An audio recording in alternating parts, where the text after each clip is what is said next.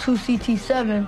Then he handed it to us, and we just went boop, boop. I don't feel anything. World around you is clear. But there's messages in every game.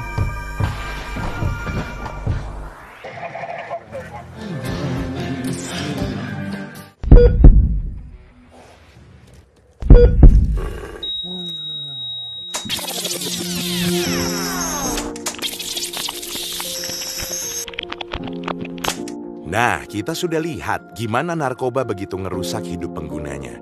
Mulai dari dampak fisik, psikologis, spiritual, sampai ke dampak sosiologis. Upami cek urang Sunda, kudu seubeuh memeh dahar, kudu nepi memeh indit.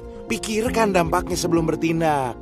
Tapi gimana sih sebenarnya narkoba itu bisa masuk ke Indonesia, khususnya Jawa Barat?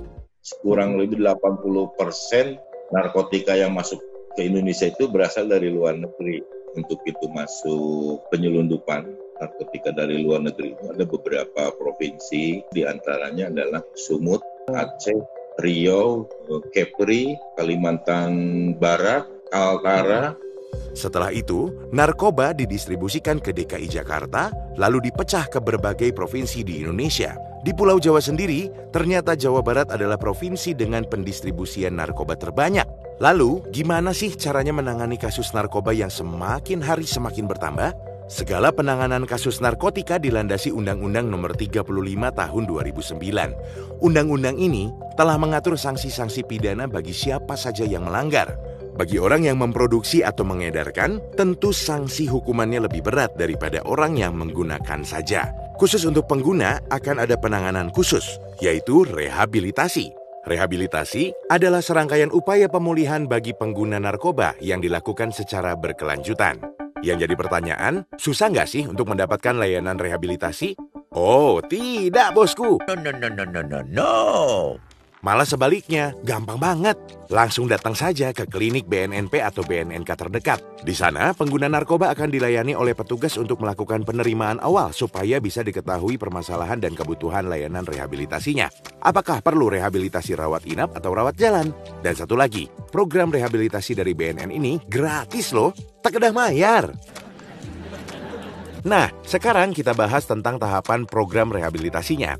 Pertama, pecandu narkoba akan mendapatkan rehabilitasi medis untuk menghilangkan efek penggunaan narkoba secara fisik. Kedua, mereka akan mendapatkan rehabilitasi sosial untuk menghilangkan efek penggunaan narkoba secara psikis dan sosial.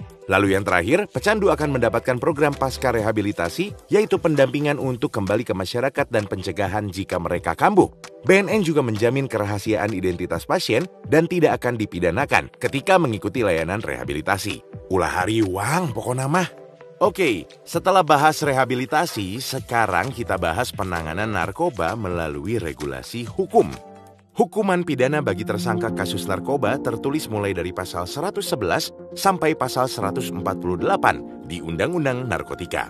Pasal 127 menyebutkan setiap penyalahguna narkotika dapat dikenakan sanksi pidana penjara antara 1 sampai 4 tahun. Tapi kalau dia terbukti hanya sebagai korban, dia wajib menjalani rehab medis dan rehab sosial.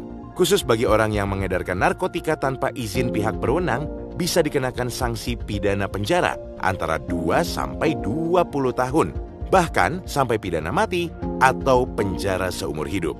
Sesuai Undang-Undang Nomor 35 Tahun 2009, mekanisme dan prosedur penanganan kasus narkotika adalah sebagai berikut. Pertama, tersangka ditangkap beserta barang bukti.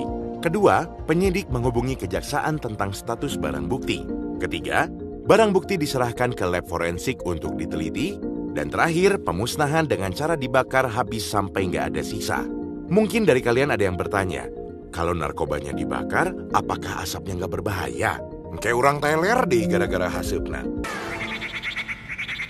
Tenang, pembakaran narkoba dilakukan dengan menggunakan insinerator.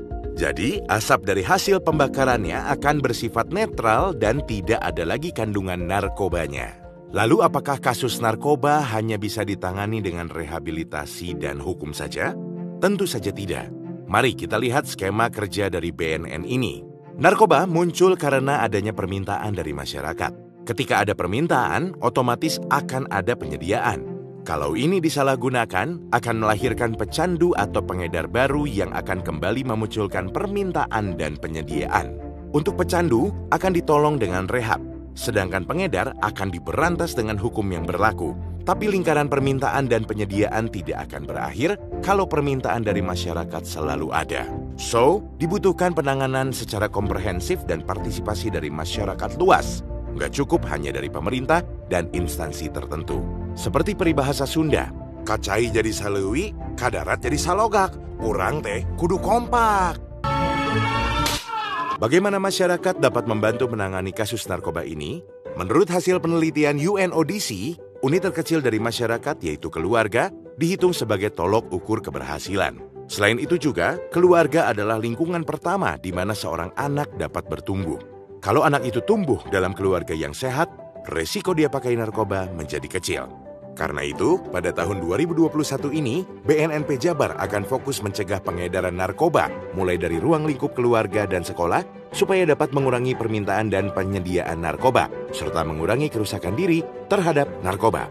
Hayu kita sama-sama edukasi dini mengenai narkoba. Jabar bersinar, Jabar juara. Salam sehat tanpa narkoba.